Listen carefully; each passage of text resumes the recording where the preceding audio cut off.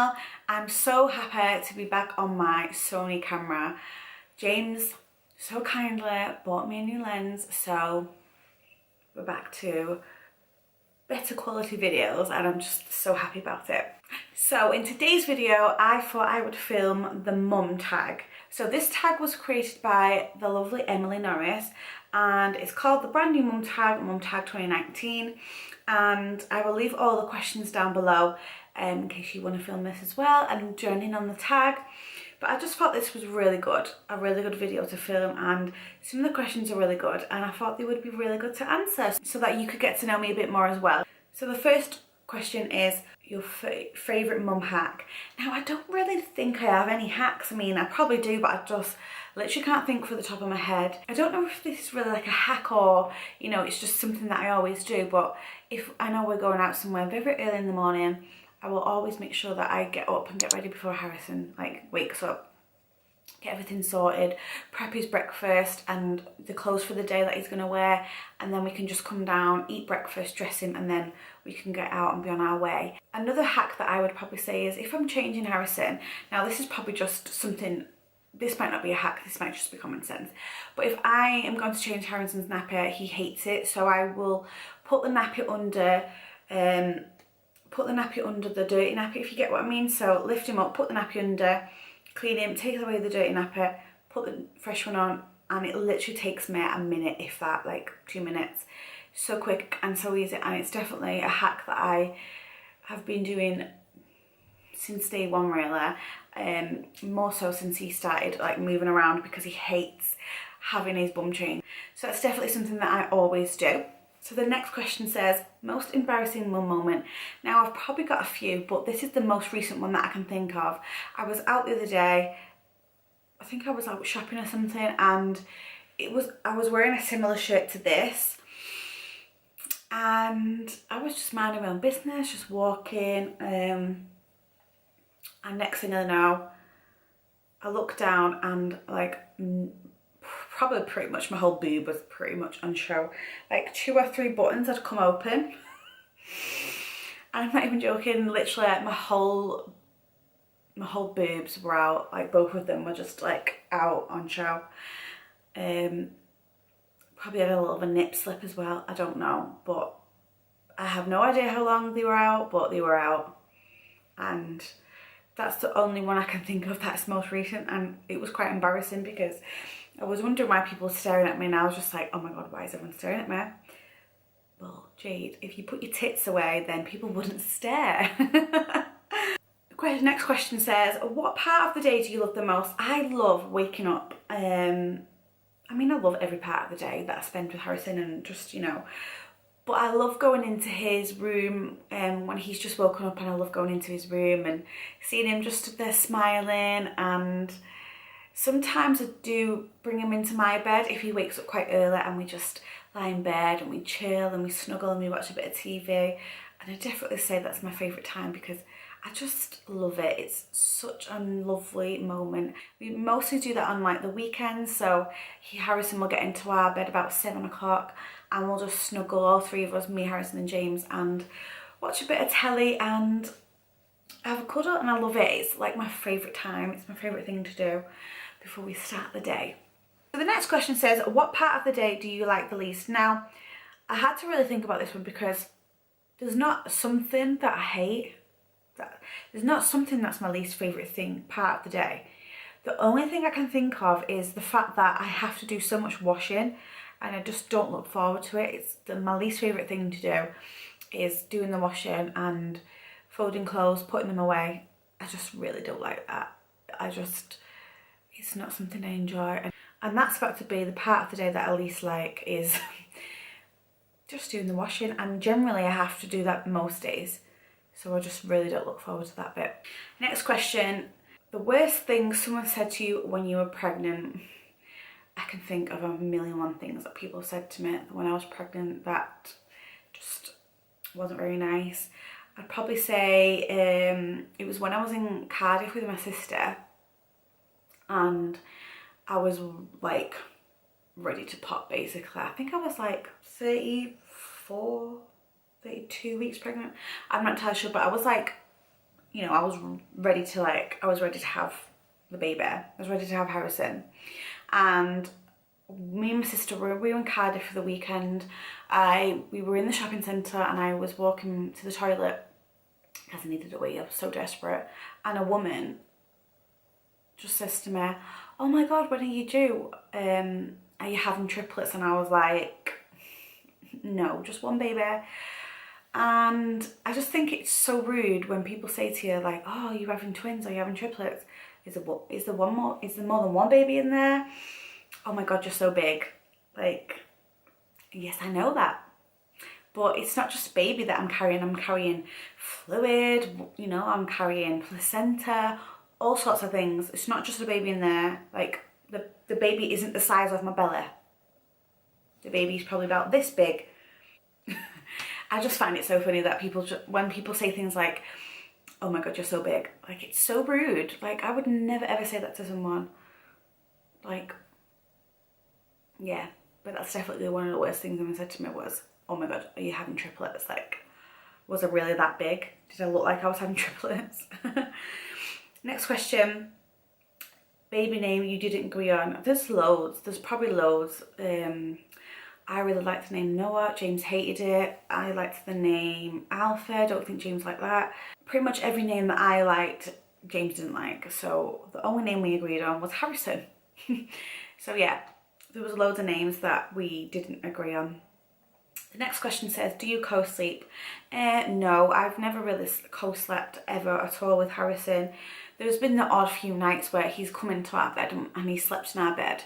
But we've never co-slept. When he was little, he was in, what's it called now? The little cots that go next to your bed. I can't think of the name.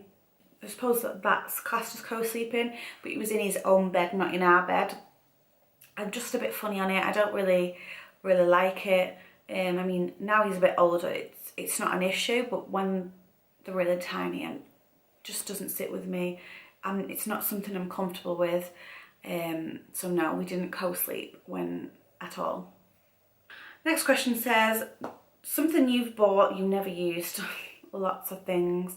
We've bought a nappy bin that's in our room, because we put it in our room because obviously that's where we changed Harrison the most when he was younger. I think we used it a handful of times and it's literally just in the corner of the room and it doesn't get used at all. Bottle warmer, I think we used that a handful of times and never really used it.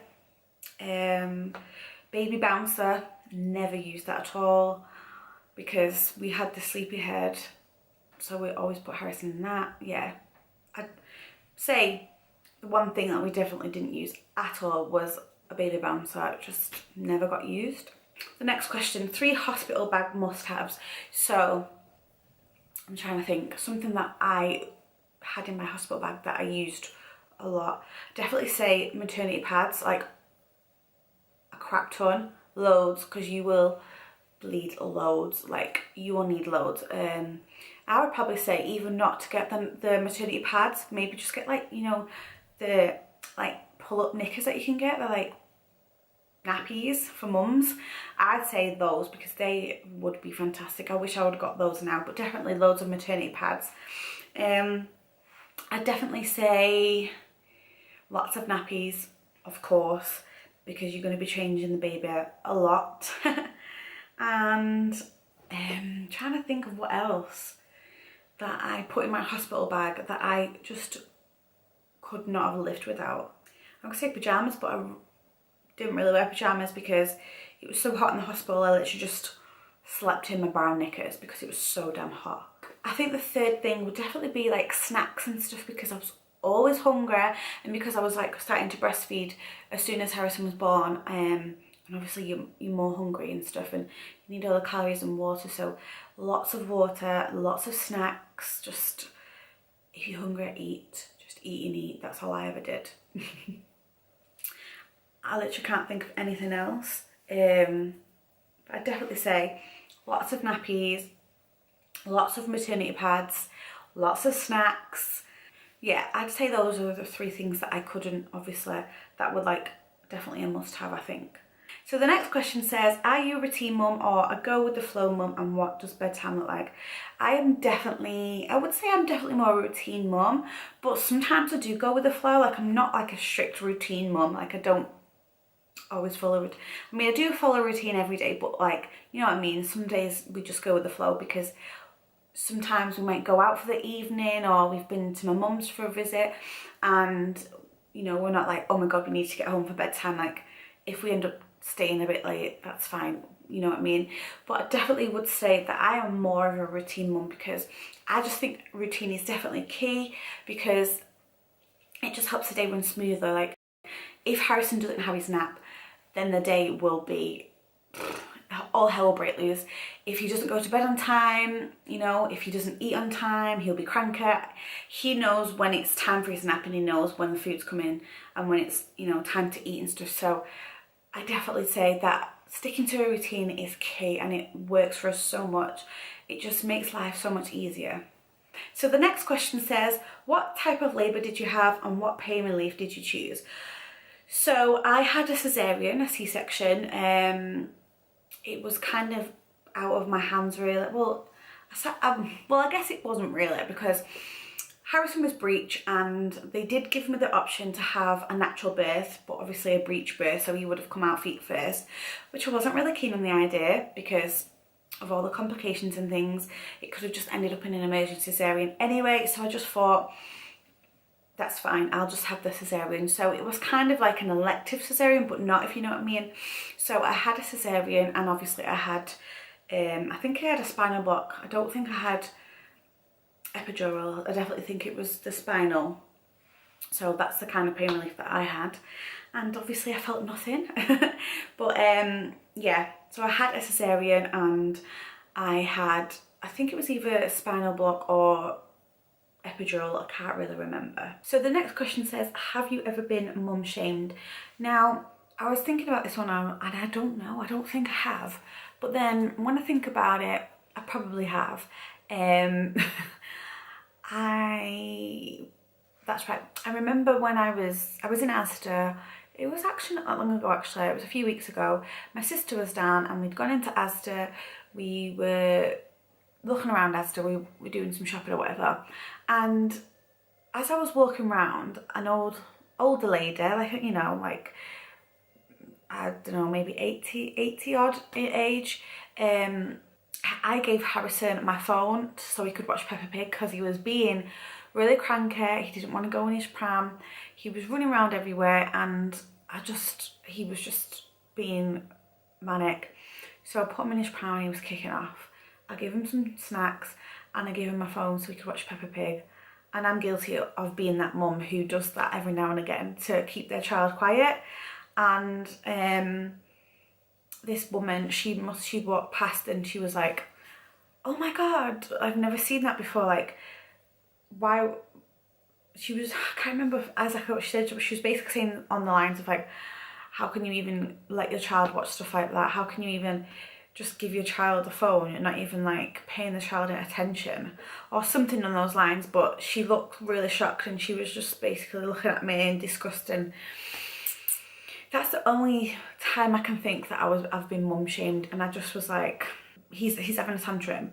If the only way to stop my child from kicking off in Asda, where people are going to stare at me, and the only way to stop him from doing that is by giving him my phone to watch Peppa Pig and give him a snack, then I will. Do you know what I mean? Like, at the end of the day, I don't care. So, but yeah, that's the answer to that question.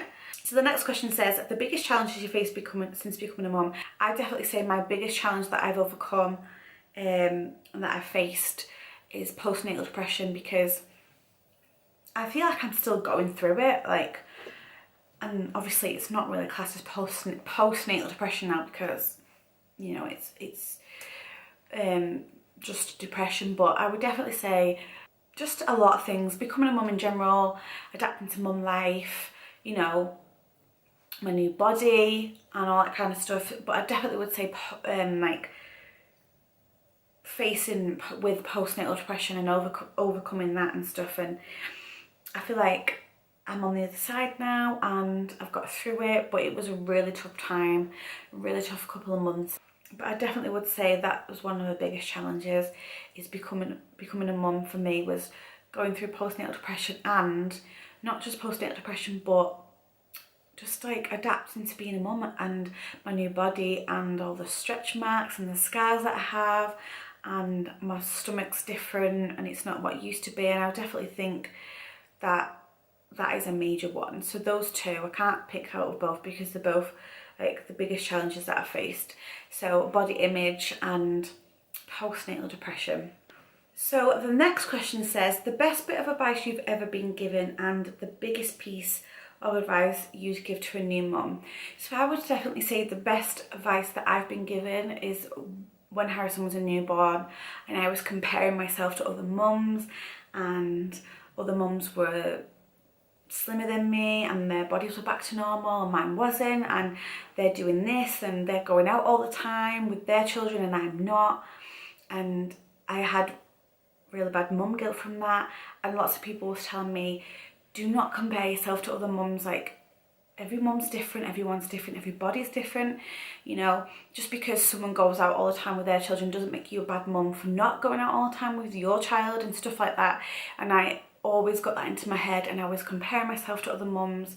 Sometimes I still do now, but the best advice that I was given was to not to compare. And, you know, every mum's different and every baby's different, and you just do you.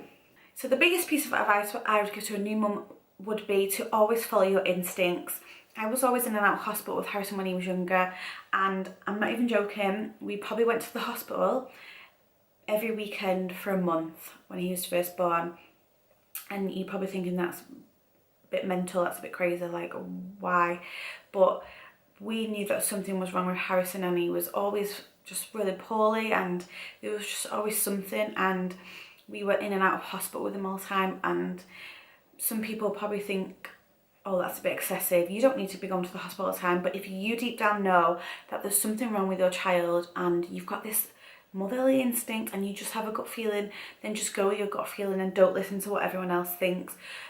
You don't even need to ask for advice. I wouldn't even, you know, bother coming onto like Instagram, oh my god, I need your advice, do I need to go to hospital? If you feel like you need to, just go, and just go with your gut instinct. Because Harrison got really poorly at one point and he had a water infection, and at this point I thought, they're just gonna think we're crazy, there's nothing wrong with him.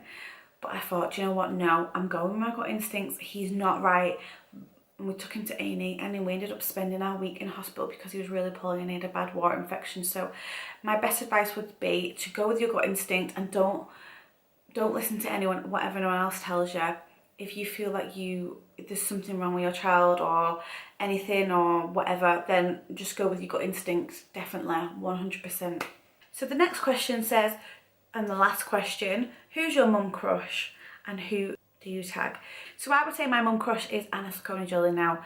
I have watched Anna, I've watched all her videos from when she had started off her own YouTube channel on her own, and from when she got married and had all her children. She now has 4 children, which is just amazing. She's a really nice mom, she's an amazing mom, and she's an amazing person, and I just think she's so inspiring, and she's definitely my mum crush. And she's really beautiful as well.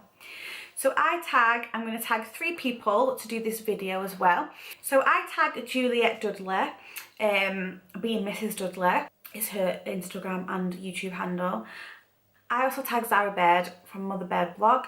And the third person that I tag is Chloe Bubsby from lifewiththebusbys.